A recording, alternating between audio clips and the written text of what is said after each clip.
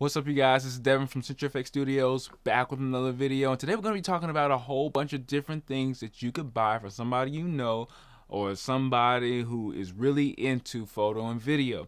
Now, you might need to have a little bit of know-how or need to know a little bit about their gear or what they do to really attack their situation, to really get what they need, because the last thing you want to do is buy something expensive and they don't need it or they don't use it or it's not the right brand. Everybody's different, and I can't attack everybody's situations and try to make conjecture about what the person you're buying something for needs. But these are some things that I've been using over the last 2-3 years, maybe even 4 or 5 years, that are great in this day and age, because you have to understand that right now technology has like this blizzard of different gadgets that you can use for your cameras and stuff like that to make your products better. So let's get right into it. Now, I've been using the Anker USB Power Pack for the last year or so. Now, this is a great addition to the Panasonic G7, what I'm filming with right now, and I'm actually using the power bank right under it.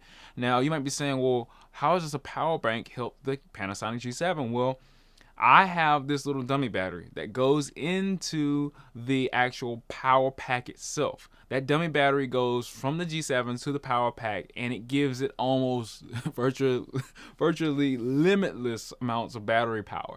Like, as long as you keep that connected. Now, it's going to be a wired system, so you're going to have to figure out how to tuck the wire or keep it from being detached, because it will mess up your files if you're recording and you pull that out accidentally. That's why I have Velcro and I tape it up. But the benefits outweigh the cons on this one, because we've always had some kind of corded something, whether it be a microphone or there's always something, especially when you're doing video. You've always had something corded somewhere, especially if you don't have a big budget for wireless stuff. And so just being a little bit more responsible about how you film by keeping that cord together will give you almost limitless battery power. So I've never actually had that thing. I've never actually had that power pack go out on me while I was filming. And that's so great, because you never know. You might be on a shoot and you don't have the time to afford something to not be filming while you're doing something like you're vlogging. You don't have time for it to die on, because you don't have time going back and all these batteries and all this. No, you get that battery pack, you're good for like almost an entire week for me. I don't do a lot of 4K shooting, but I can go at least 3 or 4 or even 5 days, depending on how long my shoots are. During the week, 4K recording with this Panasonic G7. It's just great to have this Anker USB power pack to keep it alive. And then I can also plug up a cell phone or something like that. Depending on how you're shooting, depends on your battery life. But trust me, it's way more than the day's worth of shooting. 4K.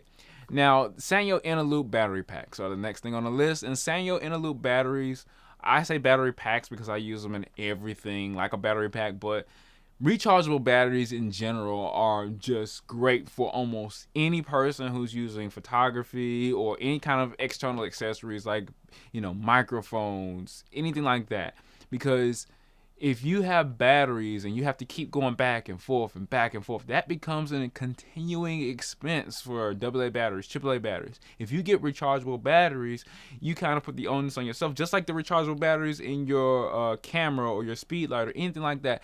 You can recharge them on your own time. There's become less and less, I say, small battery places like Radio Shack used to be in business. Now they're not in business, but you have to go to these bigger places like Target and Walmart, and there may not be a lot in your town just to get batteries, and they're usually sold by the bulk, and you might need 2 batteries. You might only need 4 batteries, but then you have to keep going and keep going. The better you get at photography and video, the more you're going to have to go, because you got more clients or more people want your talents or something like that, or just the more you want to practice. Even if you're a hobbyist, you're going to have to keep going based off of what devices you have, like speed lights and mics and anything else that needs a battery pack or batteries for that battery pack. So get an inner loop battery. I like the Sanyo inner loop batteries. They're Panasonic inner loops now, because Panasonic just bought out inner loop. But inner loop pros, anything like that, get the chargers so you can have that ability and that responsibility on yourself and not have to go out and buy batteries and stuff like that. Now the Viltrox Micro Four Thirds Speed Booster is the next thing on the list. Now this is a particular gift. Not everybody's gonna need this gift because not everybody has the camera that goes with this or the lens that goes with this, but it is a wonderful third party kind of Chinese brand. A lot of people don't like to get in Chinese brands. A lot of people don't really like getting into the big nitty gritty of third party and stuff like that. They like to go with the big brands, but the big brands cost money. So Viltrox is a new, pretty much up and coming brand in my opinion. I've just heard about them. Chinese brand, they make lenses and stuff like that, but I know for a fact that this speed booster is a great speed booster because I'm using on my Micro Four Thirds camera, the G7, and I got a lens for Canon to go with it. The only reason you would get a speed booster / converter is to use lenses from a bigger brand like Canon on a smaller brand like Panasonic. Panasonic doesn't have that many lenses, and a lot of the lenses do not work with Panasonic. Canon has some of the best lenses, some of the cheapest lenses. Use a small converter like the Viltrox, and you're in business with any Micro Four Thirds camera like the Panasonic G7. Usually it's going to be the Panasonic G7, GH4, GH5, or anything that's Micro Four Thirds and stuff like that that would need a speed booster like this. And it gives you almost equivalent to, I believe, Super 35 sensor. So that's like cinema grade image quality coming through that lens as far as how much light you're able to let into that lens. And everybody knows that the camera is a photon capture device. You bring more light into that lens and control it, the better your image will look. Next on the list is a 4TB external hard drive. Now, this is something that everybody can use. The external hard drive is something that everybody can use backup stuff on your hard drives. Have a hard copy and then have something in the cloud or something like that. But everybody can use this. If you're shooting with a camera that takes photos, use an external drive because you can manually or automatically back up all your pictures and stuff like that on this. And memory, you might be saying, terabyte, 4 terabytes, that must be a lot. Well, external drives aren't that much money. Maybe $100, maybe. Now prices are going down because SSDs are now taking over the market as external SSDs. I've noticed that on the market too, that when I go to your local office supply store, that the SSD external drives have now taken over. So you can probably get the regular hard drive discs, the external hard drive disc at 4 terabytes for a lot lower of a cost. Now it's a little bit slower, but it's decent for anybody. It's good enough for pretty much anybody who is trying to back up pictures, especially pictures. Pictures don't weigh as much as video on average. So think about that. But at the same time, it's good for video and pictures. Now you want to get some kind of SD cards. During Black Friday, all of this stuff, SD cards, all that stuff, the prices come down because memory does not cost a lot, especially if it's a class 1 or not class 1. Oh yeah, class 1, but the UHS 1 SD card. Now, the UHS 2 cards are going to be a lot more expensive, but a lot of people can roll with UHS 1 card, especially if you have like a Zoom H5 or any kind of small portable recorder that doesn't take all that memory, that can't roll with all that memory. It'll be great for that. Or if you got a small camera, get a smaller, slower card. But if you need 4K, even those cards, the U3 cards have came down in price too. PNY makes a good card. I've never had a problem with PNY, even though it's a third party and it's cheaper. SanDisk. I use SanDisk and PNY cards, and rarely do I use Lexar cards, but I have some of those as well. And this is the only camera that's going to make the list for right now. I'm going to make a whole nother camera list for what cameras to buy for Christmas and stuff like that. But the Panasonic G7, I love this camera so much, and it's so cheap. You know, it comes in around $400 used, maybe even $300 because it's been out for a while now. But I was able to get it for a really, really cheap cost. But it has 4K. It has a really, really good low light capability, and it has a log profile. I believe it's called CineNet D or something like that. But you can color grade such a flat profile for under $500. You can color grade such a good profile from Panasonic, and it is so great to have that at your disposal. Either it's CineLight D or CineNet V or something like that, but these are really, really good gradable. I know CineNet V is something more polished, so you don't have to grade it, but CineNet D is the one that you. But nevertheless, if you don't know all of that technical terms, just know that it makes a good picture for the price. All right, the next thing is it's something more practical for a photographer, and it is the Flashpoint R2 speed light. Now Godox has another one. Godox has another version of it. The same exact speed light, is just named something different because of the brands and all of this stuff. But this speed light is right around 100 and change. It takes 4 AA batteries, but if you get the lithium ion battery pack version of this speed light, it's just a little bit more, about 170, 180, and this joker is reliable. It has high speed sync, ETTL. I've dropped it.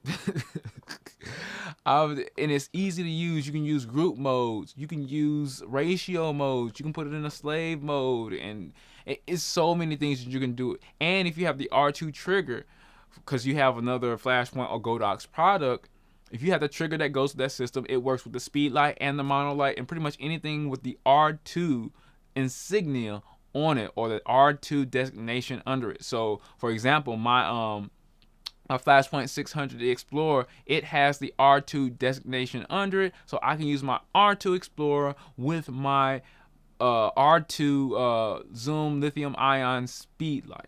So the small speed light and the huge 600, it's all, you can all flash at the same time. All right, so now another thing that I haven't used in a while because of the build quality, but especially if somebody's really trying to get into audio and up their audio game because they do a YouTube channel or anything video, you're talking about the Tascam DR60D Mark II. Now the Tascam DR60D Mark II does not have great build quality. If you drop it, if you mount it under the camera, if you mount it too hard, it'll start to crush the plastic. Trust me, I know it, but mine still works. I use it mainly for the XLR inputs, maybe not the 1/8 inch inputs for your lavaliers, but the DR60D Mark II, if anybody's good with audio and they're running around with, video and doing audio at the same time, you want to get this because it has a lot of different features. If somebody hasn't upgraded their audio yet, this is one of the first steps you should do. You should get something like the Tascam DR60D Mark II to upgrade your audio. Getting another microphone and being able to do a lot more with audio, because audio means way more to the video than the actual video quality itself. Now, you want to get a dummy battery is the next thing on the list. If you're getting the Anker USB power pack, you want to get a dummy battery for this, but you have to know the specific camera, the specific model for this dummy battery pack, because this dummy battery pack is going to be a dummy battery and it's going to go right into your camera. That dummy battery is then going to have a USB cord that goes all the way down to the Anker battery pack. Now, I'm using the one for the Panasonic G7 right now that's filming me, and it has a battery pack, and all that stuff is being used right now as we are talking to you, or I am talking to you guys. But it is a reliable system as long as that cord does not get unplugged and you want to tape it, do whatever you need to do. But I've used this combination on parades. I've walked in parades for 2 hours filming straight up G7 4K 2 hours. You remember saying, how do you film with the Panasonic G7 straight for 2 hours? That's another video, and I'll show you how to hack your G7. Maybe if I'm not scared that people are gonna get mad at me for. Anyway, get the battery pack because it lasts for a long time, guys. Also, the next thing on the list will be a mag mod. You might be saying, mag mods are kind of expensive. Yeah, they're kind of expensive, but they're worth it. They're so simple. They're magnetic light diffusers that work with your speed light. Everybody needs to diffuse their speed light. Nobody buys a speed light and says, oh, I'm just going to use it and maybe bounce it off of something. Yeah, you could bounce it off of something, but that's pretty much all you can do with your speed light practically without overexposing highlights and undiffused gel looking what do they call them, mugshot images. No, you don't want to have that. You want to have something nice and diffused. So get that flash diffuser by Magmod, the little bubble looking one. I forget what it's called, and I'm not sponsored by any of these companies I'm talking about right now, anything like that. I just love this product, and it's just, even if somebody bounces into it or knocks it off, I can just bloop, put it right back on. It's that easy, guys. Magmod. All right, so the next two products are going to be Yongnuo products, and you know how much I hate Yongnuo, so it won't be a speed light. So you know that I'm telling the truth when I say these next two products. The Yongnuo 600 LED light. Now this thing is about $100, but it gives you so much light. It gives you so much light, and it gives you so many different ways you can actually power it wirelessly, and then you can plug it up to the DC. Then you also want the YN216 LED light. This is the next thing on the list. It's a smaller version, doesn't cost as much. The the cold shoe mount is a little cheap. I've broken 2 of them, but the light has still been working, so that has to count for something, right? So make sure that you're very, very careful with that hot shoe mount adapter plate. You might be able to jerry rig something else in there if you break yours. I was able to get my father to make some metal plates to go in there. But the last 2 things on the list, you got the Zoom H4n / the H5. You might be saying, why the Zoom H4n and the H5? Well, the Zoom H4n is a recorder. It's called the Handy Recorder. It's a field recorder. And not just the H4n, get the H4n Pro or the H5, because the H4n Pro makes advancements on the preamps of the internals of the H4n field recorder. So the H4n used to be a tried and true, really, really popular field recorder because you can record things. It had 2 XY mic configured mics on top of it, and then it also had the ability to plug in XLRs, almost pro-like quality, except the preamps were really, really bad, and I hated that. And then the XY microphones, they really are able to get damaged. I think I damaged mine at one point because it fell on its head or something like that. So I wouldn't get it if you know that you're scared of that damage. But the H4n Pro does improve on the preamps. That's why I recommended the H5 instead of the H4n Pro, because even though the H4n Pro is a good, cheap alternative to get great audio, much like the Tascam DR60D Mark II, this thing has microphones on the top, but the H4n, even the H4n Pro, they are weak at the top because the microphones can just fall and get damaged. You never know how to fix it anyway. But the H5 has detachable microphones. I'm using it right now to record me with the Rode NTG2 and the Sennheiser G2 wireless ME version 2. They call it the ME2 version 2. How many 2s Sennheiser gonna put in this microphone? But that's the lavalier that I'm using right now, and I'm also using the Rode NTG2 to pick up my audio. And the last 3 things, I'll just put the last 3 things. Last 3 things will be the Rode NTG2, the shotgun microphone, but you have to have a way to use this in the field. It's not just, oh, I'm just going to get it and use it. No, you got to have phantom power. You have to have somebody either monitoring it or putting it on a stand and then you monitoring it. I'm monitoring it right now. So, but it's an amazing microphone. If you need a shotgun microphone that rejects noise from the ambience or rejects noise from anywhere else, and it's old microphone, but it is tried and true and it lives up to its name. Rode makes some awesome microphones for the price, but this Rode NTG2, even though you need a system, an XLR cable and stuff like that, all that stuff is worth it because that sound is going to be straight awesome. And since it's been out so long and it's been so tried and true, you're not looking anywhere else for any microphone for years to come, especially if it's doing exactly what you want it to do. Now, if that doesn't work for you, and if you need more of a freeing type of lavalier setup, wireless lavalier setup, it needs its own setup. It needs a transceiver, it needs a receiver, this, that, and the other, and it needs to be on the camera's microphone port, and then it needs to be on everything else. But you have to understand that once you get this microphone, the ME2 Sennheiser, it costs a little bit more to get into this than it does to get into the Sennheiser, into the Rode shotgun, because it really depends on your setup. But if you already have some of this stuff in place, they cost about the same to get enacted, because you got to have either a boom pole or something to put this shotgun on. And this one, you can either have it on yourself, but the receivers do cost quite a bit of money, and the microphone itself costs about $150, with the receivers costing about $250, depending on which ones you get, the G2, G3, G4s. But the microphone works with all 3 of them, so you can save there, but it just depends on what you already have set up. And the last thing on the list would be the Flashpoint Explorer 600. And I know this is probably the most expensive thing on the list, but if you know somebody that loves using strobe photography, that loves being in the studio, loves using lights and light sources and stuff like that to flash and stuff like that. Now, this will need its own stand, and I have done some videos on the Flashpoint Explorer 600 in my channel. Go check those out. But It does an amazing job just offering power, simplicity, durability for what it does. It simply does what it does, and it does it amazingly. And I could not recommend a mono light, something that has way more power than a speed light, that can fill a room with light, that can go from power level of 1/28 really, really low to really, really high, having you be able to control the entire light, having a mono light, and getting you into a modifier system like Bowen's, which is a big modifier system.